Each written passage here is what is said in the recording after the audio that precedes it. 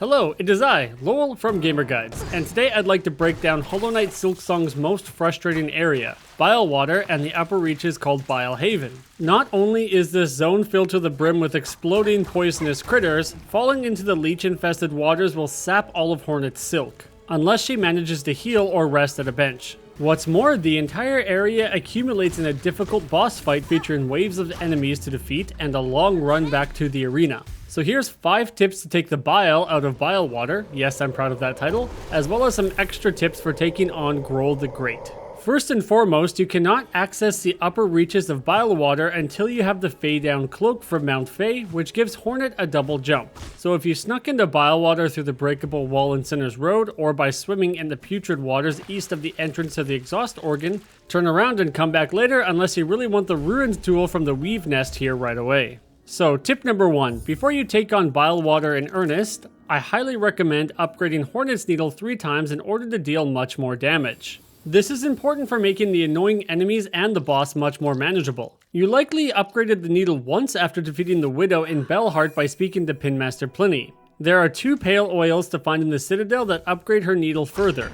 For more information on how to get both of those, check out our detailed pale oil video guide, link in the description. Tip number 2. Grab the Wreath of Purity from the Putrefied Ducks. This amulet negates the effect of the leech-infested waters. Problem is, you don't normally visit the Putrefied Ducks until after finishing Bilehaven. Never fear, you can sneak into the Putrefied Ducks by taking this hidden exit out of the Memoriam above the Citadel before smashing this breakable wall here at the end of this long support beam. The Putrefied Ducts is a difficult area in itself, with these vine monsters that can ensnare Hornet and its own brand of annoying poisonous flies. But these big mossy boys aren't as intimidating as they look.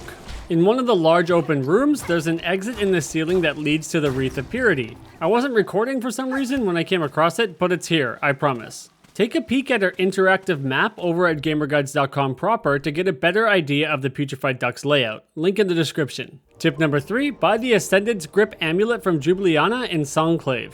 You'll be spending a lot of time clinging to walls in Bilewater and during the boss battle, so sticking to them instead of repeatedly having to jump will save you a massive headache. Tip number 4, unlock the secret bench. You may have heard or seen by now that the run back to the Bilewater boss is one of the worst in the game, if not the worst. Mostly because the nearby bench is a trap that will break if Hornet sits on it. However, if you head down through this corridor here and break this wall at the bottom, you'll arrive at a secret bench. The run back is still lengthy, but not nearly as bad as traveling all the way from the very bottom.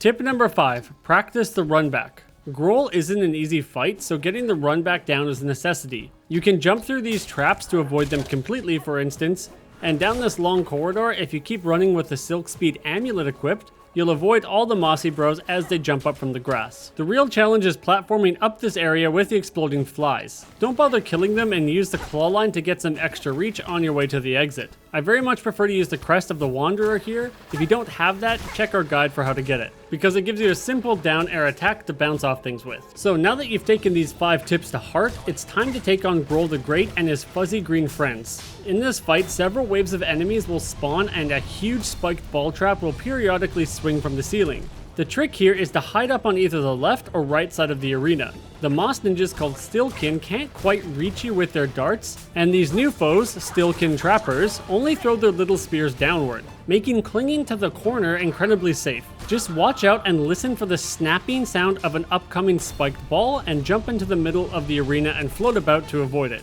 Once they're defeated, Groal the Great will leap out of the putrid waters in the middle of the arena. I ran out of shards and didn't feel like backtracking through Bilewater to farm some more, but quite a few different tools like the Sting Shard with the added poison effect from the Polyp Pouch do good work here. So I used the Claw Line to dash above Groal in between his attacks and proceeded to use the down air attack from the Crest of the Wanderer's moveset over and over, even as Groal floated to the top of the arena and I'd take some damage. I'd just heal it off immediately as, pretty much every cycle, I'd garner enough silk to heal back up. Keep listening for the spiked pendulum trap and, when Groal summons some allies, just avoid them as they'll quickly disappear into the murky water. Save some silk for the claw line if you need to get away from his inhale attack, and be careful dashing above him when he's spitting out these exploding blobs. About midway through the fight, Groal begins shooting out soul charge projectiles 2 or 3 times. These are easy to dodge as Groal will aim for where Hornet stood a moment before. Just wait until he spits one out and either jump up or slide down, on either end of the arena. With the Clawline and Hornet's upgraded Needle, it shouldn't take you too long to take Groal down. And there you have it, all you need to know to take on Bilewater, the most frustrating area in Hollow Knight Silksong, and its boss Groal the Not So Great. If you found this video at all helpful, consider giving us a like and maybe even subscribe. We're a small video team of 2 here, so any and all support helps us on our quest to fulfill all your gaming needs here at Gamer Guides.